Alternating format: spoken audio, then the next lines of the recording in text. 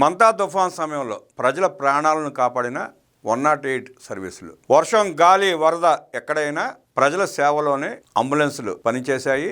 ప్రాణ భద్రత కోసం సిబ్బంది నిరంతరం పోరాటం చేశారు. ఇది 108 సిబ్బంది అంకిత భావానికి నిదర్శనం. ఈ 108 ప్రారంభ చరిత్ర చూస్తే ఆనాడు సత్యం కంప్యూటర్స్ సత్యం రామలింగరాజు గారు తమ సంస్థ తరపున తమ సంస్థ పేరు మీద సేవా దృక్పథంతో ఆనాడు ముఖ్యమంత్రిగా ఉన్న చంద్రబాబు నాయుడు గారితో మాట్లాడి చంద్రబాబు నాయుడు గారి అండతో ఈ సేవా కార్యక్రమాన్ని మొదలుపెట్టాడు సత్యం రామలింగరాజు గారు. సత్యం ట్రస్ట్ పేరు మీద ఉండేది 108 సేవా కార్యక్రమాలన్నీ. ఆ తర్వాత రాజశేఖర రెడ్డి ముఖ్యమంత్రి అయిన తర్వాత ఆ వ్యవస్థను హైజాక్ చేసి కుయ్ కుయ్ కుయ్ అంటూ ప్రజల్లో తప్పుడు సంకేతాలు పంపించి దాన్ని ఓన్ చేసుకునే ప్రయత్నంలో భాగంగా ఆ కుయ్ కుయ్ అన్నాడు తప్ప ఆ వ్యవస్థ ప్రారంభానికి రాజశేఖర రెడ్డి గారికి ఎలాంటి సంబంధం లేదు. చంద్రబాబు నాయుడు గారి అండతో సత్యం రామలింగరాజు గారు ప్రజలకు సేవ చేయాలన్న భావనతో ఏర్పాటు చేసింది 108. ఆ తర్వాత రాజశేఖర రెడ్డి ముఖ్యమంత్రి అయిన తర్వాత ఆ సత్యం రామలింగరాజు గారిని ఎలా నమ్మించి వంచి ముంచి వాళ్ళని ఏ స్థాయికి దిగజార్చారో చూసాం.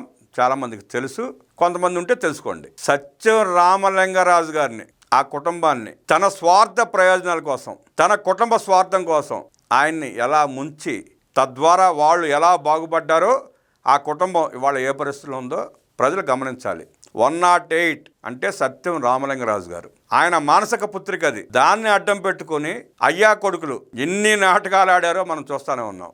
ఆ వాహనాల మీద తమ బొమ్మను ముద్రించుకుంటే ఫ్రీ పబ్లిసిటీ వస్తుందన్న ఒకే ఒక్క దుర్మార్గపు ఆలోచనతో ఆ తర్వాత ఆ వ్యవస్థను కూడా అడ్డం పెట్టుకొని తన వాళ్లకు దారదత్తం చేసి దాన్ని అడ్డం పెట్టుకుని కూడా దోపిడీ చేసిన తీరును కూడా మనం గమనించాం. ఇవాళ ఈ 2 దశాబ్దాల నుంచి ఉన్న యువతరం తెలుసుకోవాలి.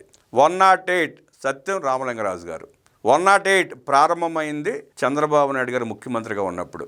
సత్యం రామలింగరాజు గారు ప్రజలకు సేవ చేయాలన్న ఏకైక లక్ష్యంతో ఆ వ్యవస్థను తీసుకొచ్చారు. దాన్ని హైజాక్ చేసి రాజశేఖర రెడ్డి గారు రాజకీయంగా తర్వాత ఆర్థికంగా కూడా బలపడిన సంగతి రాష్ట్ర ప్రజలందరూ గమనించారు.